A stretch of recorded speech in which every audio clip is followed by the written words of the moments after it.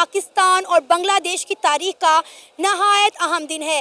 10 दिसंबर 1971 में Indian army के 55 नौजवानों ने मशरकी पाकिस्तान को बांग्लादेश बनाने के लिए अपनी जानों के नजराने पेश किए थे। इंडियन आर्मी पाकिस्तान आर्मी के मुखालिफ खड़ी हो गई थी। आज वही एहसान फरामोश बांग्लादेश इंडिया को और इंडियन आर्मी को आंखें दिखा रहा है, इंडिया को धमका रहा है कि हम उड़ीसा पर, बिहार पर और बंगाल पर कब्जा कर लेंगे। 5 अगस्त 2024 को बांग्लादेश की आवाम ने शेख हसीना वाजिद का तख्ता पलट दिया था, लेकिन आज 4 महीने गुजरने के बावजूद भी बांग्लादेश एहतजाजों की आग में जल रहा है। बांग्लादेश की तमाम तर इंडस्ट्री तबाह बर्बाद हो चुकी है। कहा जा रहा है कि बांग्लादेश अगला पाकिस्तान बनने जा रहा है। इसी पे आज हम बात करेंगे पाकिस्तान की आवाम से, तो आइए चलिए हमारे साथ। बांग्लादेश जो टेरिटरी है ना, उसके लोगों की एक इंडिजिनस मूवमेंट थी। जब उन्होंने अलहदगी ली है, उसमें किसी और का कोई रोल नहीं था। उन्होंने अपने राइट्स के लिए अपने इख्तियारात का इस्तेमाल किया, अवामी ताकत का इस्तेमाल किया। उन्होंने तहरीकें भी चलाई, ठीक है, उलमा ने भी चलाई, उस्ताद ने भी चलाई, एक जज्बा पैदा किया।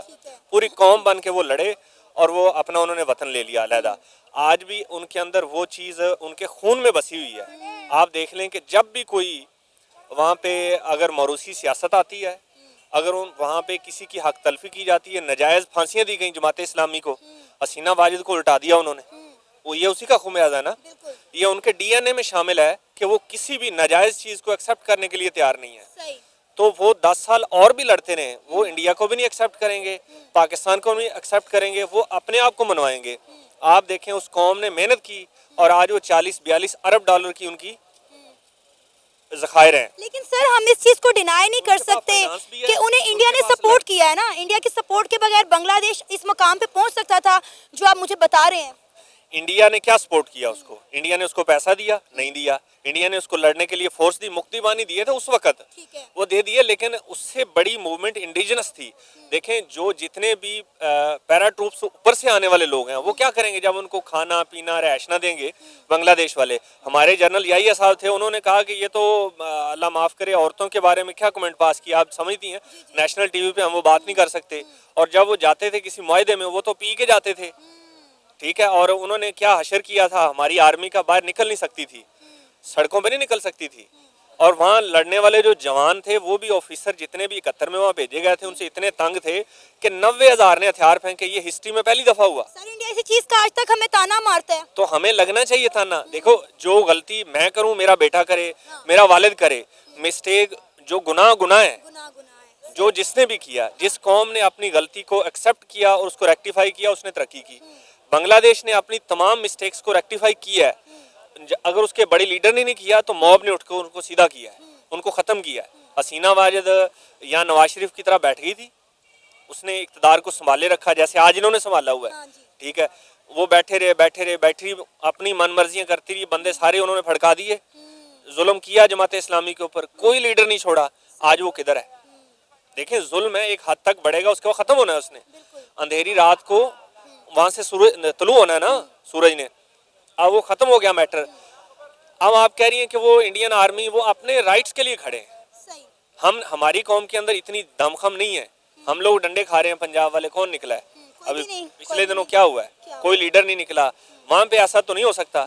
वहाँ थोड़े से तलबा थे, कितनी शहादतें हुई हैं, 2-4 लोग, पहले दिन एक बच्चा वो मारा गया, उस बच्चे से इतनी तहरीक जन्म ली कि सारे अवानों को हिला के रख दिया उन्होंने चीफ जस्टिस भी बदला अपना, उन्होंने आर्मी से भी इस्तीफे लिए।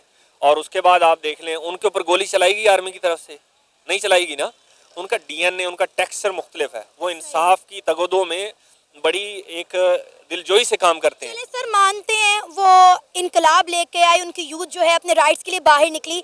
5 अगस्त 2024 को बांग्लादेश की आवाम ने शेख हसीना वाजिद का तख्ता पलट दिया। शेख हसीना वाजिद को मजबूर कर दिया कि वो इस्तीफा दे और मुल्क छोड़कर फरार हो जाए।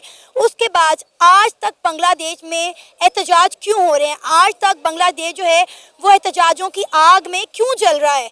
क्यों अभी तक वहाँ के लोग जो है प्रोटेस्ट में लगे हुए हैं? खासकर हम बात करें तो हिंदू कम्युनिटी को टारगेट किया जा रहा है, ख़वातीन के रेप किए जा रहे हैं, बच्चों को तशद्दुद किया जा रहा है, ईमन के हिंदुओं के मंदिरों को डिमोलिश किया जा रहा है, घरों को जो है आग लगाई जा रही है, दुकानों को लूटा जा रहा है। शेख हसीना वाजिद चली गई तो अब तक बांग्लादेश क्यों जल रहा है? वहाँ पे एहतजाज क्यों हो रहे हैं? ये उस जुल्म का बदला है जो पिछले 20 साल में मुसलमानों के ऊपर किया गया। सही। अब उसने अंडू होना है और वो हो रहा है। लेकिन अब वहाँ पे जल्द से जल्द अगर इलेक्शन हो जाए, इंतकाल इक़्तिदार हो जाए, अवामी हुकूमत सब लोगों की शराकतदारी से बन जाए, तब वो सुकून से बैठ सकेंगे। जब तक उनको एक मॉब वायलेंस हो रहा है ना, उनको एक डायरेक्शन नहीं मिल रही। सही। जो लीडर मेन बैठेंगे वहाँ, वो बैठ के एक डिसीजन करेंगे कि इलेक्शन होना चाहिए। देखें, एट द एंड तो यही है ना कि सब लोगों की शराकतदारी से एक हुकूमत बने और वो अपना अपना, जिस तरह कहते हैं ना कि जितना जिसकी ज़मीन है उतना उसको हिस्सा मिल जाए, उतनी नुमाइंदगी मिल जाए हुकूमत में, फिर अमन आता है। ठीक, इस वक्त वो पुराना जुल्म 20 साल वाला वो अंडू हो रहा है। ये पाकिस्तान में भी अंडर द कारपेट यही जुल्म हो रहा है। ये भी जिस दिन इनकलाब आएगा ये भी अंडू होगा। तो सर आपको लगता है कि बांग्लादेश इंडिया के बगैर सरवाइव कर सकता है? क्योंकि 40% फूड सप्लाई तो इन्हें इंडिया से आती है, फिर इनके 3 बॉर्डर जो हैं वो इंडिया को लगते हैं, ट्रेड भी इनकी इंडिया के रास्ते से होती है, बिजली सारी अडानी ग्रुप से इस्तेमाल करते हैं, $बिलियन ऑफ डॉलर का इन्होंने बिजली का बिल देना। अगर अडानी ग्रुप जो है इनकी पावर सप्लाई कट कर दे तो आधे से ज़्यादा बांग्लादेश जो है वो अंधेरों में डूब जाएगा। और अब जो है बांग्लादेश में आप देख लें टेक्सटाइल इंडस्ट्री तबाह बर्बाद हो गई है, मतलब उनकी बिल्कुल भी मतलब कोई भी इंडस्ट्री चल ही नहीं रही। देखें, इस वक्त के हालात थोड़े डेस्परेट हैं। अच्छा, इस वक्त के हालात डेस्परेट हैं, लेकिन इंडिया कभी भी बांग्लादेश को उस तरह से सप्रेस नहीं करेगा, क्योंकि पाकिस्तान का भी एक मैटर है, वो मिसयूज हो सकते हैं, बंगाली मिसयूज हो सकते हैं इंडिया के खिलाफ। और दूसरी बात ये कि बांग्लादेश के पास इतने भी रिसोर्सेज कम नहीं है। इंटरनली वो एग्रीकल्चर कंट्री है, वहाँ चावल बहुत अच्छा होता है, वहाँ फिश बड़ा अच्छा होता है, जो स्टेपल फूड है ना, स्टेपल फूड है, वहाँ उसकी कमी नहीं है कोई भी। बाकी ये लाइटें लूटें और ये 2-4 दिन नहीं भी चलेंगी तो कोई मसला नहीं है उनको, वो सर्वाइव कर जाएंगे। वो कौन सा कोई यूरोप है जो लोग बड़े लग्जरी ज़िंदगी के आदी हैं। बांग्लादेश वाले लोग बड़ी जफाकश कौम है, वो ऐसी कौम नहीं है कि बिल्कुल बर्गर खाए और जनाब वो बिकनी पहन के घूम रहे हैं कहीं बीचों पे, ऐसा कोई चक्कर नहीं है वहाँ। और आप देखें ईरान है, उसके ऊपर कितनी सैंक्शंस थी, मर गए, डूब गए, वो अभी जिंदा है ना सारे दुनिया में, वो सर्वाइव कर रहे हैं। तो बांग्लादेश भी सर्वाइव करेगा, उसको कोई मसला नहीं। कौमें ख़त्म नहीं होती, एक्सटर्नल सप्रेशन से कौम कभी भी ख़त्म नहीं होती। वो इंटरनल जब नाइंसाफ़ी आती है तब ख़त्म होती है। वो नाइंसाफ़ी के लिए वो खड़े हुए हैं, वो नहीं होने दे रहे। सर आप सारे मामले पर क्या कहना चाहेंगे जो इस वक्त बांग्लादेश इंडिया को आंखें दिखा रहा है, इंडिया को धमका रहा है कि हम आपसे बिहार ले लेंगे, हम आपसे उड़ीसा ले लेंगे, हम आपसे बंगाल ले लेंगे? क्या सही कर रहा है बांग्लादेश? वो इंडियन आर्मी जिसने 1971 में पाकिस्तान आर्मी के खिलाफ जो है बांग्लादेश का साथ दिया, अपने 55 नौजवान जो है शहीद किए इंडियन आर्मी के, आज 10 दिसंबर वाले दिन वही बांग्लादेश इंडिया को आंखें दिखा रहा है, इंडिया को धमका रहा है, इंडिया के बॉर्डर पर ड्रोन लगा रहा है। अस्सलाम वालेकुम। अच्छा मैडम, ऐसे है कि जो निडर बंदा होता है, जिसमें दिलेरी होती है और दिलेरी खून के अंदर होती है, दिलेरी, और ये जो बंगाली लोग हैं ये दिलेर लोग हैं और वो अपना राइट लेने के लिए आगे उनको आंखें दिखा रहे हैं। पाकिस्तान क्यों नहीं आंखें दिखाता?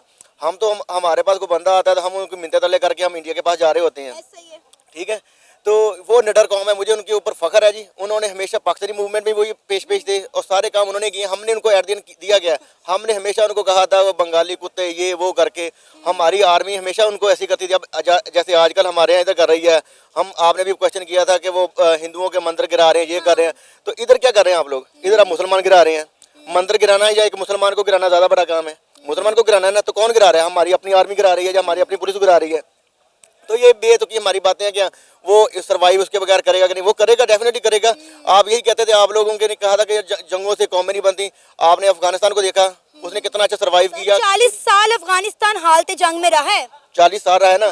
तो आज उनकी करेंसी हमसे बेहतर है नहीं? हम क्या कहते हैं, हमें ये लग्जरी लाइफ की आदत हो गई है, उनको कोई नहीं है। और उन्होंने सिर्फ एक वर्ड कि हम अपने मेहमान जो हैं हम लोगों को नहीं देते होते, हम हवाले नहीं करते। जो हमारी कफालत में आ गया उसकी हमारी रिस्पॉन्सिबिलिटी है। हमें तो गैरती कोई नहीं है।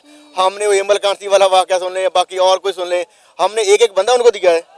तो हमें तो मतलब हम अपने आप को कंपेयर करें बंगालियों के सामने तो हम लोग मतलब मैं कहता हूँ हम शायद 10 पे हैं, वो 100 पे हैं।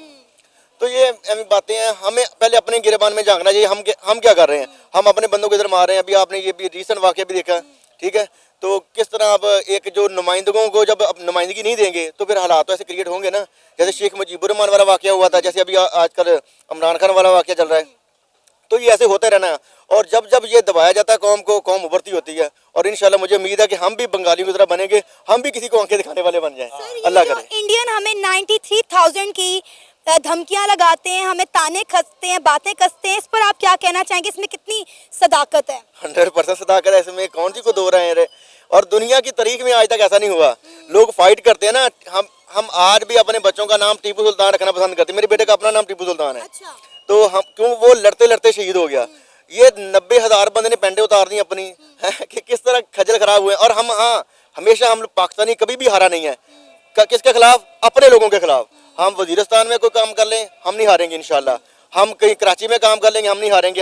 हम ये पीटीआई वालों के खिलाफ काम कर लें, हम कोई बलूचिस्तान का वाक़या कर लें, हम नहीं हारेंगे इंशाल्लाह। हम जब भी हारेंगे, हम हारेंगे इंडिया के सामने, बांग्लादेश के सामने, अमेरिका के सामने, इराक के सामने हम हार जाएंगे। हाँ, हम मजबूत बहुत हैं, बहुत। हम एक कौम है, हमें नगमे सुनाए जाते हैं, हमें नगमे दिए जाते हैं। हमें आज तक पाक फौज ने सिर्फ नगमों के अलावा कुछ नहीं दिया। इनकी कौम, इनकी नस्ल, इनका सारा रहन सहन हमसे बिल्कुल अलग है।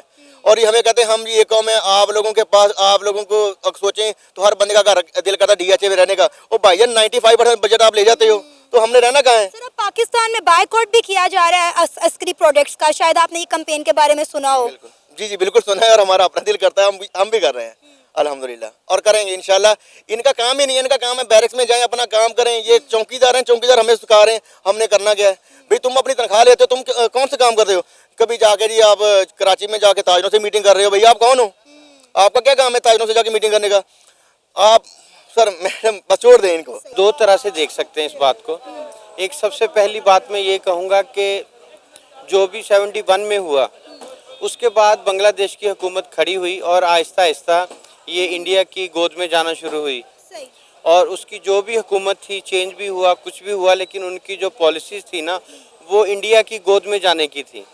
और उसका ये हुआ कि बिल्कुल उन्होंने अपने आप को पैरालाइज कर लिया और उनके रहमो करम पे चले गए कि उनकी सनत भी उनके मरहूने मिन्नत हो गई। इलेक्ट्रिसिटी की जो उनका सिस्टम था वो भी इंडिया की गोद में चला गया। तो उस हवाले से पहले हिस्से में हम देखेंगे कि बांग्लादेश इंडिया की गोद में चला गया था। ठीक है, अभी जैसे ये दोबारा से बांग्लादेश में क्राइसिस आया है, जिसको क्राइसिस का नाम भी दे सकते हैं, रेवोल्यूशन का नाम भी दे सकते हैं, इनकलाब का नाम भी दे सकते हैं। तो उसके बाद वहाँ पे चेंज आया, हसीना वाजिद की हुकूमत गई और वो ख़ात्मा हुआ।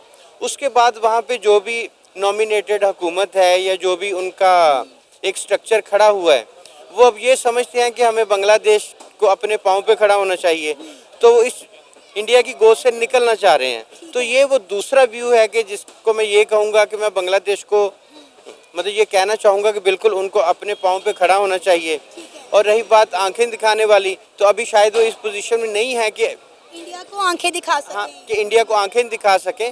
हाँ, अलबत्ता उनको अपनी पॉलिसीज़ पे बिल्कुल गौर व फिक्र करना चाहिए, इम्प्लीमेंट करना चाहिए और बांग्लादेश को अपने पाँव पे खड़ा होना चाहिए। तो सर, 5 अगस्त 2024 को शेख हसीना वाजिद का तख्ता पलट गया था। वो बांग्लादेश छोड़कर फरार हो गई थी कुछ ही घंटों के अंदर अंदर। आज हम बात करें 10 दिसंबर वाले दिन, 4 महीने का अरसा गुजर चुका है, तो अभी तक वहाँ पे एहतजाजों का सिलसिला बांग्लादेश में क्यों जारी है? बांग्लादेश अभी तक क्यों जल रहा है? क्यों वहाँ पे एहतजाज ख़त्म होने का नाम नहीं ले रहे? अब बांग्लादेश रो रहा है कि हमारी टेक्सटाइल इंडस्ट्री जो है वो तबाह बर्बाद हो गई है। जी बिल्कुल, देखें ये रिएक्शन तो आएगा ना। मैंने इसीलिए पहले क्राइसिस का नाम लिया, क्योंकि बांग्लादेश एक कंट्री है, गली मोहल्ला, एक ख़ानदान तो नहीं। ठीक है, और ये एक पूरा स्ट्रक्चर होता है हुकूमत का, और जो हुकूमत का स्ट्रक्चर है वो बनने में टाइम लगता है। और हमारे तो कोई भी हुकूमती पाकिस्तान में 5 साल का वक्त ही पूरा नहीं कर पाता, कोई भी हुकूमत का स्ट्रक्चर हो।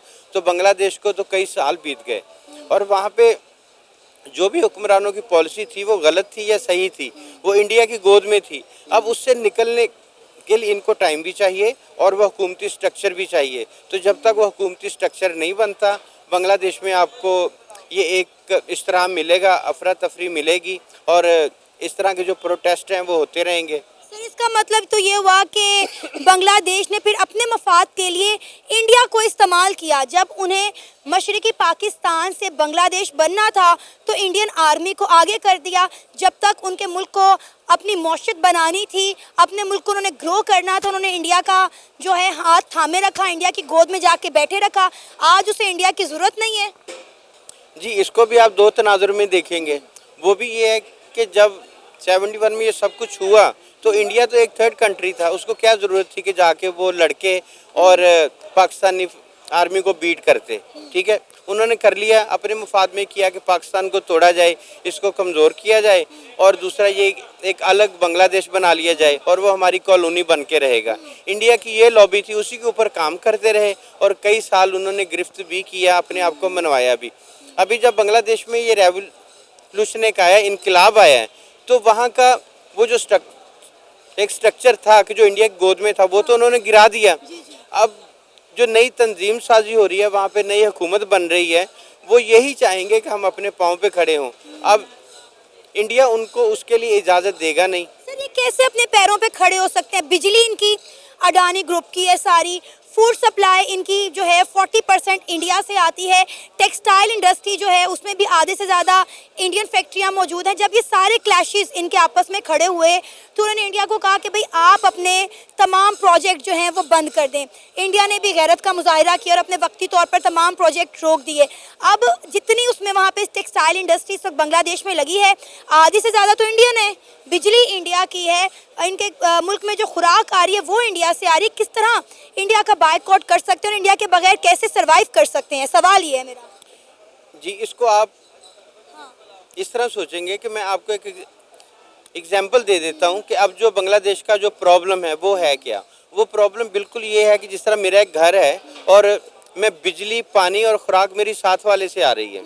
ठीक है, मुझे खाना भी वही प्रोवाइड कर रहे हैं, बिजली भी, गैस भी, हर चीज़ जो मेरी रोज़मर्रा की ज़रूरियात हैं वो दे रहे हैं। जब वो मुझे चीज़ें प्रोवाइड करेंगे तो मेरा खुद का तो घर ना हुआ ना, उसमें ना मेरी कोई सिक्योरिटी हुई, ना मेरी कोई चादर चार दीवारी हुई, ना मेरी कोई इज्जत हुई। जब कोई मेरे घर के अंदर आ जाएगा, कोई निकल जाएगा वहाँ से होके चला जाएगा। तो ये प्रॉब्लम इस वक्त बांग्लादेश की है। जो आपने कहा कि सब कुछ तो इंडिया का है, अब वो बंगाली भाई वो यही तो चीज़ देख रहे हैं ना कि सब कुछ तो इंडिया का, हमारा क्या है, हमें खुद साख्ता बनाना चाहिए। सर, आपको लगता है कि बांग्लादेश इंडिया के बगैर सरवाइव कर सकेगा? क्योंकि इंडिया तो ये क्लेम कर रहा है कि बांग्लादेश दूसरा पाकिस्तान बन जाएगा, कंगालिस्तान बन जाएगा। नहीं, मैं बांग्लादेश को किसी और नज़र से देख रहा हूँ कि मैं समझता हूँ कि हमारे जो बंगाली भाई हैं जो बांग्लादेश के हैं वो अपने पाँव पे खड़े हो सकते हैं। उन्होंने ये इनकलाब ला के एक बाबर भी करवाया, दिखाया भी है कि हम हुकूमतों के तख्ते उलट सकते हैं। यहाँ तक तो मैं उनकी हमायत में बात करूँगा और यही कहूँगा कि बांग्लादेश को अपने पाँव पे खड़ा होना चाहिए। हाँ, ये है कि इंडिया के साथ ताल्लुकात ख़राब करके नहीं, उनको एक रजामंदी के साथ एक बीच वाला हल निकाल के, ताकि वो ज़्यादा क्राइसिस में ना आए। ठीक है, क्योंकि हर चीज़ तो इंडिया प्रोवाइड कर रहा है उन्हें। ठीक है, तो उनको ये चाहिए कि वो आहिस्ता आहिस्ता, जिस तरह कह रहे हैं ना, धीरे धीरे वो अपना स्ट्रक्चर बनाएं और इंडिया के साथ मिलके भी काम हो सकता है। हाँ, ये एक गलत बात हो सकती है, रातों रात आप ये सब कुछ नहीं कर सकते। हाँ, जो एक बीच वाला रास्ता है वो इनको इख्तियार करना चाहिए। जैसे करनी वैसे भरनी। तो इंडिया के साथ जो हो रहा है वो सही हो रहा है। अच्छा। और बांग्लादेशी अवाम, बांग्लादेशी फ़ौज, जिस तरह वहाँ पर रेवोल्यूशन आया है, जो नौजवान जो वहाँ पर यूथ ने रेवोल्यूशन लेकर आए हैं, वो तो उनके लिए अप्रिशिएट करूँगा उनको कि उन्होंने जैसे भी वो रेवोल्यूशन आया है वहाँ पर। दूसरे नंबर पर ये कि जैसे हसीना वाजिद ने जमात इस्लामी के लोगों पर जुल्म किया है वहाँ पर, और वो भी अपने इबरत को पहुँची है, ये भी इबरत है उसके लिए और लोगों के लिए भी कि उसने बहुत ज़्यादा जुल्म किया है जमात इस्लामी के लोगों पर। और बाकी इंडियन ने 1971 में बहुत ज़्यादा सपोर्ट किया था मशरक़ी पाकिस्तान को पाकिस्तान से अलहदा करने के लिए, और वो उसमें कामयाब हुआ था और उसमें काफ़ी उसने मुसलमान और बंगालियों को शहीद किया था। और दूसरे नंबर पे ये कि जो इंडिया के साथ अब बांग्लादेश उसके मुखालिफ, उसके अगेंस्ट खड़ा हुआ है, ये बिल्कुल ठीक खड़ा हुआ है और उनको ऐसे ही उसके साथ लेना चाहिए और उनके साथ मुकाबला करना चाहिए, क्योंकि वो हमारे मुसलमानों के कभी भी दोस्त नहीं है। हिंदू। इतने सालों के बाद उन्हें याद आया, इसका मतलब है कि उन्होंने इंडिया को फिर इस्तेमाल किया पाकिस्तान से अलहदा होने के लिए। देखें, मैं आपने जो बातें की वो अपनी जगह ठीक होंगी, लेकिन अभी आप इंडिया का तो पॉइंट ऑफ व्यू देखें ना, कि जिस मुल्क को इंडिया इतने सालों से सपोर्ट कर रहा था, आज वो उन्हीं के खिलाफ खड़ी हो गई है, उन्हीं को आंखें दिखा रही है। इंडिया अपने मफाद के लिए उनको यूज़ कर रहा था, कैसे?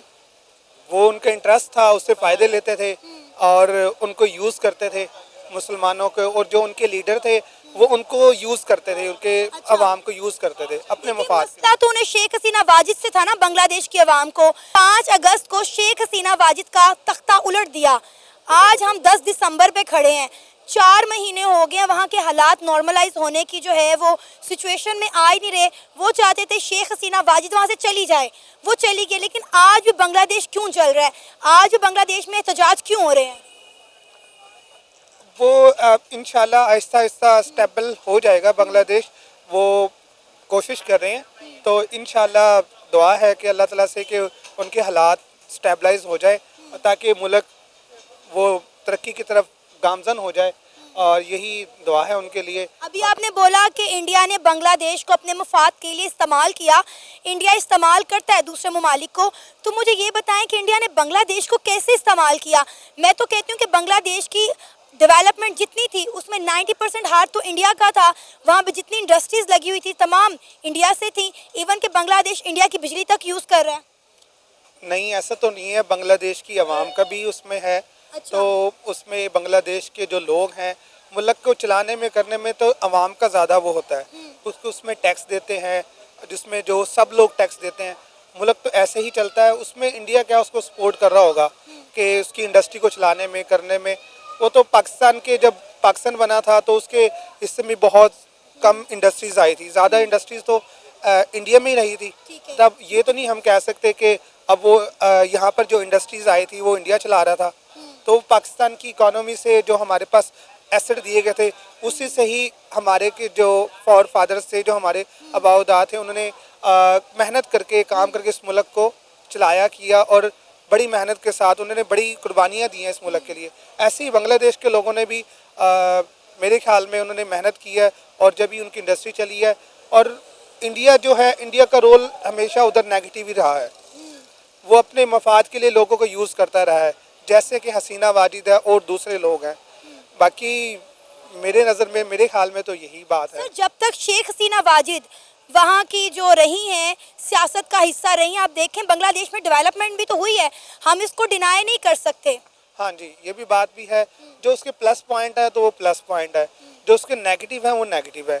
उसने काम भी किया है, हम ये नहीं कहते, पर उसने मतलब जितना ज़्यादा जिस पर उनका ये था कि इख्तलाफ था कि फ़ौज को, हर चीज़ को वो ज़्यादा प्रमोट कर रहे थे, उनके शेयर ज़्यादा थे, जिसी वजह से अवाम निकली थी ना, जिसी वजह से यूथ निकली थी कि इनके एसेट वगैरह हर जगह पर। कोटा सिस्टम के खिलाफ वहाँ की आवाम निकली थी कि 1971 में जिन लोगों ने बांग्लादेश बनने में मदद की थी, उनको कोटा सिस्टम जो दिया जाता था उनके खिलाफ जो है वो बांग्लादेश की आवाम निकली थी, जिस पर उन्होंने शेख हसीना वाजिद को वहाँ से भागने पर, अपनी हुकूमत छोड़ने पर मजबूर किया था। बिल्कुल ऐसे ही है, और सही उन्होंने किया है गवर्नमेंट, यूथ ने, कि उनको निकाला है, क्योंकि वो बिल्कुल अपने राइट के लिए निकले हैं लोग। और मैं तो सर, अगले दिन मामला जो था वो नॉर्मल क्यों नहीं हो गया? अभी तक बांग्लादेश में एहतजाज क्यों हो रहे हैं? अब देखें, बांग्लादेश रो रहा है कि हमारी टेक्सटाइल इंडस्ट्री जो है वो तबाह हो रही है, तो इन्होंने अपने हाथों से अपना जो है वो बेड़ा गर्क किया है, एहतजाजों में लगे हुए हैं, काम पे इनका ध्यान ही नहीं है। आई थिंक मैम टाइम तो लगेगा अच्छा, मुल्क को स्टेबल होने में, और इंशाल्लाह ही होप्स हो कि हो जाएगा। हमारी तो यही दुआ है। तो बाकी दुआई कर सकते हैं उसके लिए कि मुल्क की हालात वो बेहतर हो जाए उनके लिए।